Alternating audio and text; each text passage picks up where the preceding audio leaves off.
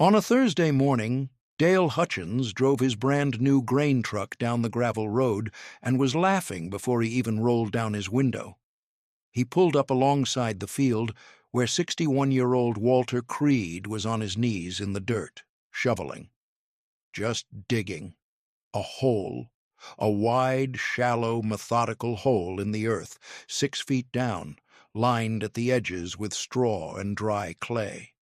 Dale leaned out the window and said it loud enough for the 2 men loading a flatbed 3 fields over to hear. "Walter, I've seen some tight-fisted farmers in my life, but I believe you've gone and lost your mind entirely. That's a grave you're digging, not a grain bin." The men on the flatbed stopped loading and looked over. Walter did not look up. He kept shoveling, steady, even strokes. Dale shook his head and kept laughing. "New steel bin runs you about $400. $400, and your grain stays dry, stays clean, stays right where you put it. What you're doing right there, you know what that is? That's 1890. That's what dirt-poor sharecroppers did when they couldn't afford nothing better.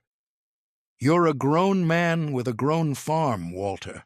What in the hell?" He drove off, still laughing. The 2 men on the flatbed watched Walter for another moment, then went back to their loading, but one of them said something to the other, and they both smiled. Walter set the next shovelful of Kansas earth to the side, straightened his back for 3 seconds, and went back to digging. The year was 1963. The harvest that coming autumn would be the largest Haskell County had seen in a decade. Wheat was running $3.02 per bushel. The farmers who had borrowed to buy steel bins were betting everything on storing their grain and selling it high in the spring. The farmers who could not afford steel bins were selling at harvest price and taking whatever the market gave them. Walter Creed was the only man in the county doing something no one else was doing at all, and every single person who drove past that field in the 2 weeks it took him to finish his storage pit had something to say about it. Not one of them said anything kind. The pit itself would end up costing him $14. That was for the clay sealant, the wooden slat framing along the walls, the drainage channel he dug around the perimeter, and the heavy canvas tarp he would weight down with stones and packed earth. Everything else, the labor, the planning, and the careful attention to slope and moisture and airflow, cost him nothing but time and the knowledge he had been carrying since he was 9 years old. By 1963, every progressive farmer in Haskell County had moved on to modern grain storage. Galvanized steel bins had been coming into the county since the mid-1950s, and by the time Dale Hutchins drove past Walter's field that April morning, there were rows of them visible from the highway.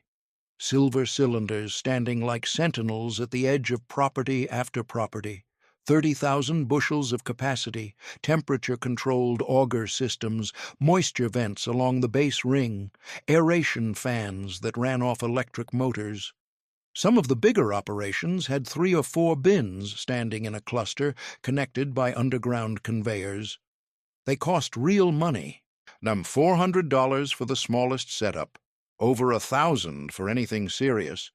But the county extension agent had been telling farmers for 10 years that proper grain storage was the difference between a good year and a great one, and most of them had listened.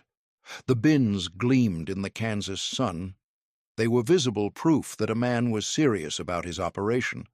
When you drove past a farm with 4 steel bins sitting in a row, you knew that farmer had made it. You knew he was not digging holes in the ground and covering them with canvas and river stones. You knew he was not Walter Creed. Now let me tell you the part that matters, the part that explains why Walter was in that field with a shovel instead of a bank loan. Walter Allen Creed was born in 1902 on a dryland wheat farm 12 miles north of Liberal, Kansas. He was the second of 5 children. His father, Elmer Creed, farmed 600 acres with a pair of mules and a stubbornness that passed directly to his son. Elmer had never borrowed money in his life. He believed, with the kind of conviction that does not require argument, that a debt was a slow leak in a boat, small enough to ignore until suddenly it wasn't. Walter grew up watching his father work according to that principle, and he grew up watching the farms around them fail one by one through the 1910s and 1920s, collapsing under the weight of loans taken out for equipment that didn't pay for itself fast enough when prices dropped. The lesson arrived with absolute clarity in 1931. Walter was 29 years old. The dust had already started, and the prices had already broken, and 3 of the biggest operations in the county were in foreclosure.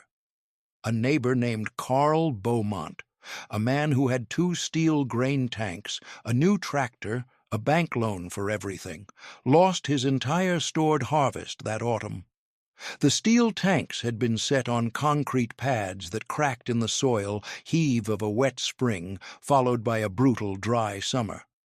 Water had infiltrated both tanks along the base seam. 14,000 bushels of wheat, rotted from the bottom up. The grain he had been counting on to make his loan payment, gone. Carl Beaumont was off his land by Christmas. Walter's father had stored that same harvest in a pit, lined with clay and straw, sealed against moisture by a method Elmer had learned from his own father, who had learned it from a man who had come up from Missouri in the 1880s and understood what Kansas winters and Kansas springs could do to anything sitting on top of the ground. The Creed grain came out clean. It always came out clean. Walter took over the farm when Elmer died in 1947. He was 45 years old, and he knew every inch of those 600 acres. He knew which fields drained well and which held moisture. He knew where the frost line ran in a hard winter and where the ground stayed warm 2 feet down. He knew this land the way a man knows the face of someone he has spent a lifetime studying, and when the steel bins started going up across the county through the 1950s, he watched with the quiet attention of someone who had already thought through what he was watching. He did not say anything against the bins. He never said anything against anything. That was not his way. He simply looked at them and thought about what he knew about Kansas soil and Kansas weather and Kansas springs that turned warm and wet faster than any metal structure could breathe, and he went on farming the way he had always farmed. He dug his first pit in 1949. It held 4,000 bushels. He lost nothing that first year. He lost nothing the second year. By 1963, he had been storing grain underground for 14 years without a single loss, and not one person in the county had noticed or cared, because a man who doesn't lose something is quiet evidence, and quiet evidence is easy to drive past without stopping. Dale Hutchins and the rest of them had been watching Walter's farm for 14 years and seeing a man too poor or too stubborn to do things the right way. That is what they chose to see, and that is what they went on seeing, even as their bins cracked and sweated, and the county extension agent started coming around in the late spring to look at heating grain and moisture damage. The thing about galvanized steel in Kansas is that it works until it doesn't. A bin standing in an open field absorbs every degree of temperature swing the Great Plains can deliver. In January, the metal contracts. In July, it expands. The base ring flexes on the concrete pad. Over years, that flexing opens gaps. Hairline at first, then not hairline. Moisture enters from the bottom, where it is warmest and most still, and grain, sitting in still warm moisture, does one thing. It begins to spoil. The outer bushels against the metal wall heat and sweat. The center mass stays cooler. The temperature differential creates condensation that has nowhere to go. Aeration fans help. They do not cure the problem. They slow it. Walter knew this. He had watched it happen to Carl Beaumont's grain in 1931. He had spent 30 years understanding why, and he had spent 30 years building pits that didn't do any of it. His underground storage worked on a different principle entirely. The earth itself was the insulator. 4 feet down, Kansas soil maintains a nearly constant temperature through all 4 seasons, cool enough to suppress biological activity, stable enough that the grain neither sweats nor freezes. The drainage channel around the pit perimeter directed ground moisture away from the walls. The clay lining prevented any lateral seepage. The wooden slat framing kept air circulating along the wall faces so that what little moisture existed could move rather than collect. The canvas cover, weighted and packed with earth, created a seal that neither rats nor mice nor the persistent Kansas wind could penetrate without effort. It was not a primitive system. It was a sophisticated system made from inexpensive materials, and every single element of it had a reason. The people driving past on the county road in April of 1963 did not see any of that. They saw a hole in the ground. Dale Hutchins pulled into the Haskell County Co-op that same afternoon and told 3 men at the coffee counter about Walter Creed digging a storage pit while every other farmer in the county was running on steel. The story ran through the co-op like a warm current. By Friday morning it had reached the feed store. By Saturday it was at the diner on Main Street in Sublette, and someone had added the detail, accurate as it turned out, that the whole setup had cost Walter less than $15. That detail was what made people actually laugh. Not just smile, laugh. $15. When Dale's bin installation alone had run him $620, including the concrete pad and the auger motor. $15 was what you spent on a bag of seed and a box of fence staples. $15 was not grain storage. $15 was a man telling the county that he couldn't afford to do it right, and rather than admit that, he was going to call his poverty a system. By the time the 1963 harvest came in that October, Walter's pit held 3,200 bushels of winter wheat sealed under canvas and earth, and Dale Hutchins's 2 new bins held 9,000 bushels in gleaming galvanized steel, and everyone in Haskell County understood which of those 2 men had his grain properly stored and which one was hoping for the best. The winter of 1963 into 1964 was severe. January delivered 3 consecutive weeks below zero. Then February broke warm, unseasonably warm, and ran wet into March. It was exactly the temperature swing that Kansas infrastructure was not designed to handle gracefully, and across the county, farmers started making trips out to their bins in late February to check their grain. What they found was condensation. Heavy condensation collecting along the inner wall at the base ring, where the metal had cycled through its contraction and the tiny gaps had opened to winter moisture. The grain sitting against those walls, the outer ring of the stored mass, had heated from the temperature differential and begun to crust. Not everywhere, not catastrophically, but it was there, and once it started, it did not stop on its own. By mid-March, 3 farmers in the county had lost between 8 and 15% of their stored grain to moisture damage. Dale Hutchins was one of them. He lost 1,100 bushels. At $3 per bushel, that was $3,300. His bin had cost him $620 to install. His first winter had cost him $3,300 in ruined grain. And he would spend the next several months trying to understand exactly how a sealed galvanized steel bin in a good concrete pad had allowed moisture to destroy a significant portion of his harvest. The county extension agent came out in April. He looked at the base ring and the concrete pad and the hairline fracture running along the eastern edge where the soil had heaved slightly in the January freeze.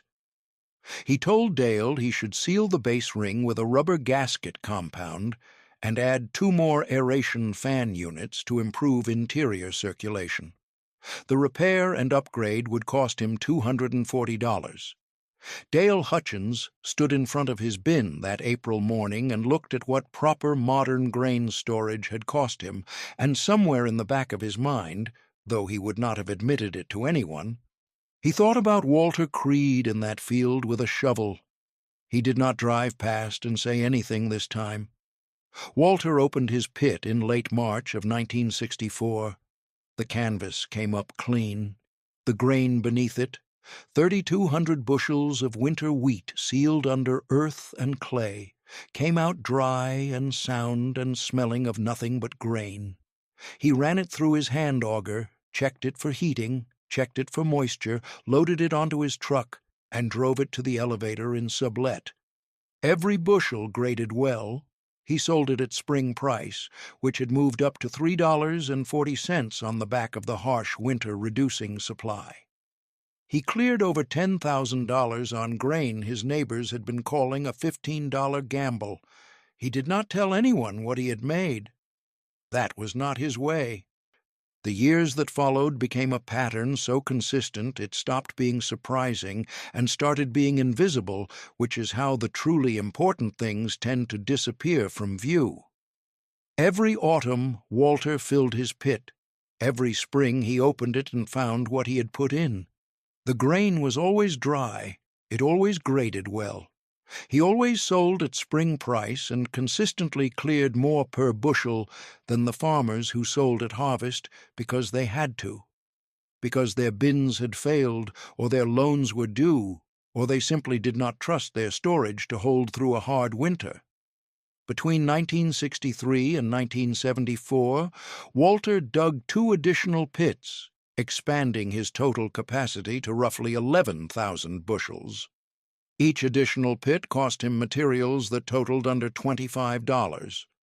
He built them the same way he had built the first one, with attention to drainage, with clay lining, with wooden slat framing, with the packed earth seal that kept out everything the Kansas plains could send against it. He lost nothing. Not in the drought years of the late 1960s, not in the price collapse of 1969, not in the brutal winter of 1972 that cracked the concrete pads under half the bins in the county and sent the extension agent around again with his gasket compound and his repair estimates. The farmers of Haskell County kept driving past Walter's farm. They kept seeing the canvas-covered mounds near his equipment shed, low against the earth, unremarkable. They kept not stopping. In the autumn of 1975, a grain farmer named Robert Leland lost his entire stored harvest in a single event. His bin had developed a slow moisture infiltration along the base that neither he nor his hired hand had caught during the summer checks. By October, when he opened the aeration vents for the fall ventilation cycle, the bottom 4 feet of grain had gone into full spoilage. The heat release from the spoiling grain accelerated the process upward through the stored mass. He lost 22,000 bushels of corn. At corn prices in 1975, that was just over $50,000 gone in a bin that had cost him $1,400 to install 6 years earlier. Robert Leland was at the feed store the following week, and someone mentioned Walter Creed's name, and for the first time in 12 years of people making jokes about the old farmer and his hole in the ground, nobody laughed. Robert drove out to Walter's farm on a gray November afternoon.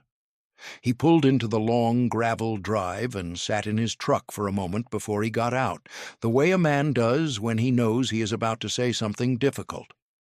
Walter was at his workbench in the open equipment shed sharpening a blade. He looked up when Robert's truck came in, set the blade down, and waited. Robert got out and walked over. He stood there for a moment, and then he said simply that he'd heard Walter had been storing grain underground for going on 25 years without a loss, and he wanted to know how it worked. Walter looked at him for a moment. Not unkindly, just looking the way a man looks when he is deciding whether the person in front of him is ready to hear something real. Then he walked Robert over to the nearest pit. He explained the drainage channel first, the grade of it, the direction, why it had to run away from the lowest point of the pit floor and not toward it. He explained the clay lining, Not just any clay, but the dense blue-gray subsoil clay that sat 18 inches below the topsoil on Walter's land, impermeable enough that a properly packed wall would not pass moisture in any direction.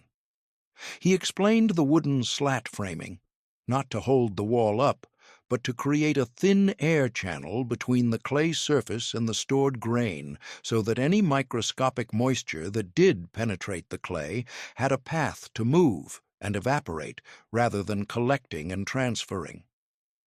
He explained the canvas cover and why the earthen seal over it mattered, how the weight and the packed dirt worked together to create a barrier that was flexible enough to breathe with the temperature and rigid enough to exclude pests. He explained it slowly, in the kind of plain language that means a man has thought about something so deeply for so long that he has worn all the complication out of it. Robert Leland listened to all of it without saying a word. He stood there in the November cold next to a covered mound of earth that contained more intact grain than anything Robert currently owned, and he listened. When Walter finished, Robert nodded once and said he appreciated it. Walter said it wasn't anything. He picked up his blade and went back to the workbench. Robert built his first underground pit the following spring. He dug it himself, following what Walter had told him exactly. It cost him $19 in materials. He stored 4,000 bushels of wheat in it that autumn. He lost nothing. Word moved through the county the way word always moved in Haskell County, through the co-op, through the feed store, through the diner on Main Street in Sublet. Robert Leland had gone to see Walter Creed.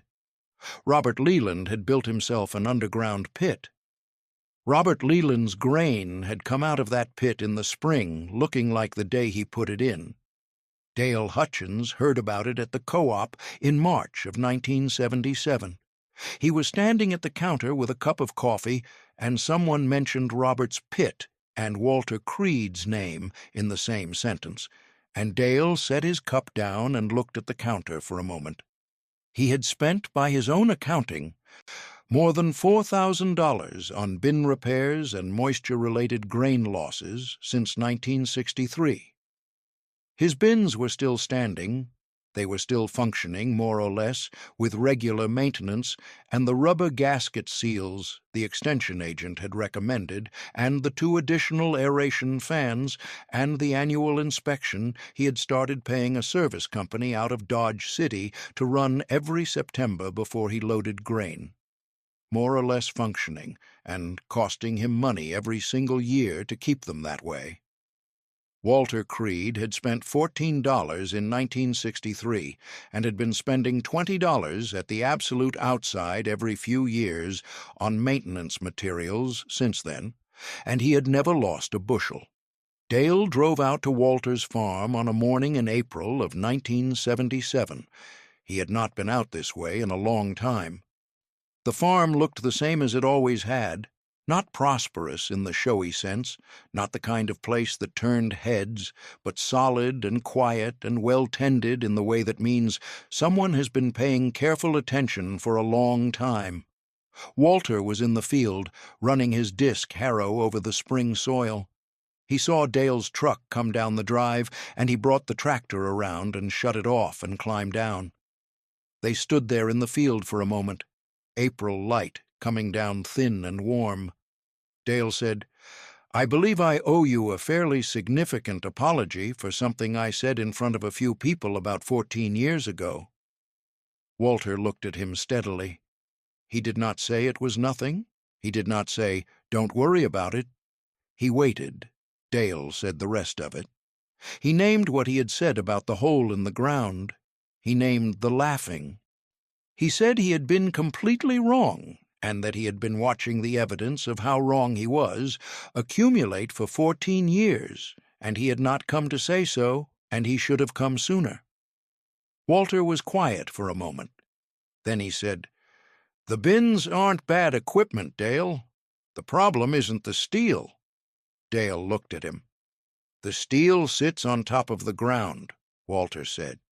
"Kansas doesn't stay still. Everything up here moves, freezes and heaves and cracks and sweats. The ground underneath, 4 feet down, doesn't move, doesn't sweat, doesn't crack. When you store something, you want it to sit in the part of the world that stays still. He said it the way a man states a fact about rainfall or soil pH. No edge, no satisfaction, just the thing itself, plain and true. Dale nodded slowly. He looked at the covered mounds near the equipment shed. He looked back at Walter. "I'd like to learn how to build one," he said, "if you're willing to show me." Walter looked at him for another moment. Then he said, "Come back Saturday morning." Dale came back Saturday morning, and Walter walked him through it from the beginning, the same way he had walked Robert Leland through it 2 years before. Every detail, every reason, every measurement and material and principle. Dale took notes on a folded piece of paper he kept pulling out of his shirt pocket. He built his first underground pit that summer. It cost him $22. He loaded it with wheat in October of 1977 and opened it in March of 1978 and found it exactly as he had left it, dry and sound and grading well at the elevator. He stood over that open pit in the March cold, and he felt something it is difficult to name precisely, something between relief and embarrassment and a genuine shift in how he understood the relationship between cost and value and the kind of knowledge that doesn't make noise about itself. He told the story at the co-op the following week. He told it straight, without softening the part where he had laughed 14 years ago. He gave Walter's name clearly and credited him with everything. A few of the younger farmers in the county who had not been around in 1963 heard it for the first time and asked questions, and the questions were good ones, because they were not asking to be polite. They were asking because they had been watching their own bins require more and more maintenance, and they were running the numbers in their heads the same way Dale had finally run them. Through the late 1970s and into the 1980s, underground grain storage in Haskell County stopped being something you made jokes about. It did not become universal. Most farmers kept their steel bins. The investment was made, the infrastructure was in place, and a certain stubbornness about having been right all along is a quality that does not disappear quickly in farming country. But the jokes stopped. The co-op conversations shifted from dismissal to question. The county extension agent, who had been recommending steel bins since 1955, drove out to Walter's farm in the spring of 1981 and spent an afternoon looking at his pit system and asking questions with a notebook open in his lap. Walter answered every question clearly and fully, and did not say anything about the years of extension bulletins recommending the alternative. The 1980s were hard years for Kansas agriculture. The farm crisis hit Haskell County the same way it hit the rest of the plains. Commodity prices dropping through the floor, land values collapsing, operating loans coming due against equipment and infrastructure that was suddenly worth half what it had cost. The farmers who had borrowed for bins and bin maintenance on top of operating loans found themselves underwater in ways that were very difficult to climb out of. Walter had no equipment loans. He had no storage infrastructure debt. He had 11,000 bushels of underground storage capacity that had cost him, in total, since 1949, less than $300 in materials over 35 years. He had something else the leveraged farmers did not have: the ability to hold his grain through a down market without a bank demanding he sell to service a debt. He sold when the price suited him, not when someone else needed the money. He lost nothing in the farm crisis, not a field, not a piece of equipment, not a year of his harvest. In 1989, Dale Hutchins had 3 underground pits running alongside 2 steel bins he had kept for reasons partly practical and partly because he had paid for them and intended to get his money's worth. He told his son, Gary, and about the pits the same spring, walked him through each one the same way Walter had walked Dale through the first one in 1977, explaining the drainage and the clay and the wooden framing and why every detail was there. Gary was 24 years old and had grown up thinking of the underground pits as simply part of how the Hutchins farm stored grain. He had not been old enough in 1963 to remember the laughter. His father made sure he knew about the laughter.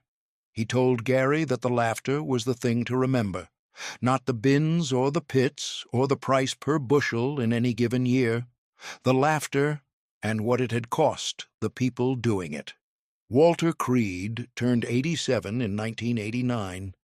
He was still farming, or at least still present on the farm, and directing its operation with the quiet authority of a man who has not lost the thread of what he is doing.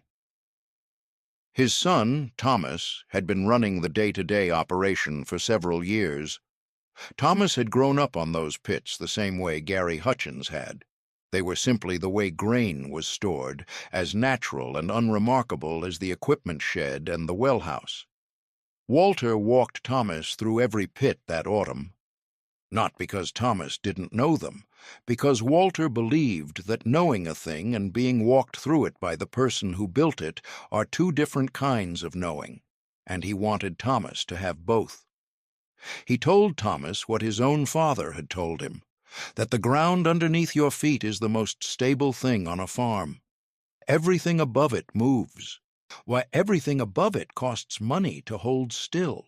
The ground 4 feet down stays at 52 degrees in January and 52 degrees in July, and it has been doing that since before any of them were born, and will be doing it after all of them are gone.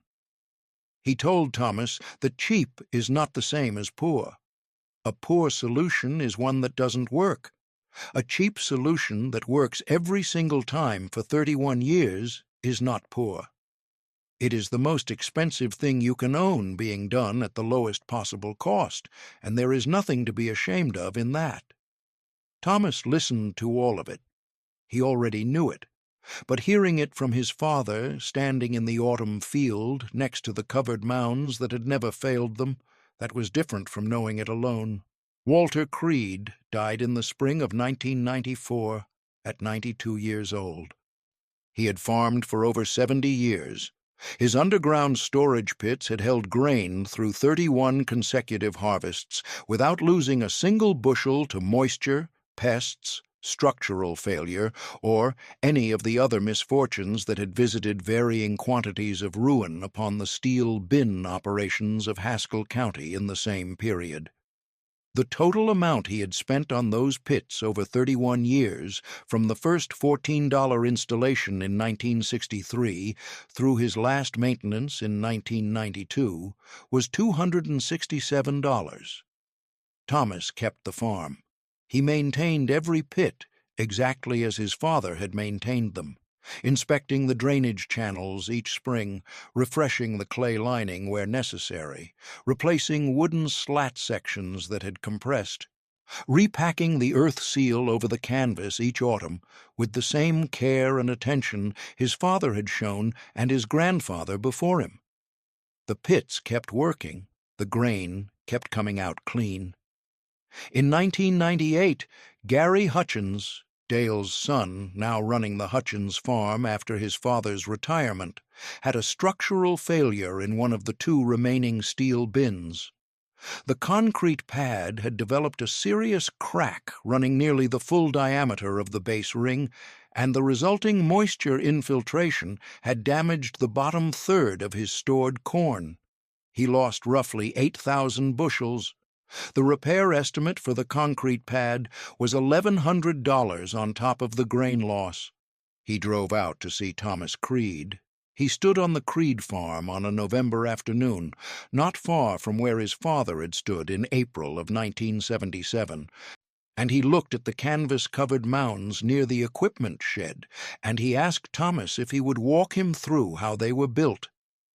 Thomas walked him through every detail: the drainage, the clay, the wooden framing, the canvas and the earthen seal, every element and every reason. The same explanation his father had given to Robert Leland and to Dale Hutchins, the same explanation his grandfather had given to his father standing in an autumn field 30 years before. Gary Hutchins built his first underground pit the following spring. It cost him $28 in materials. He put it in the same field where his father had driven past a 61-year-old man in April of 1963, leaning out the window of a grain truck, laughing about a hole in the ground. The Creed pits are still on that land. Thomas's son, Andrew, he runs the farm now, and he started every October the same way his grandfather started every October, opening the pits for inspection, checking the drainage, checking the seal, loading the new harvest in on clean, dry, properly prepared ground. The pits have been operating for over 60 years. They have never failed. At the Haskell County Fair each August, Thomas and Andrew bring the old hand auger and a sample of their stored grain, and sometimes one of the older farmers will stop by and say something about Walter, and younger farmers will hear the name for the first time and ask who he was. The answer takes a while to give properly, because the answer isn't really about one man or one pit or one harvest. The answer is about what you learn when you stop laughing long enough to watch what actually works. Some problems do not ask how much you spent. They only ask whether your answer was right.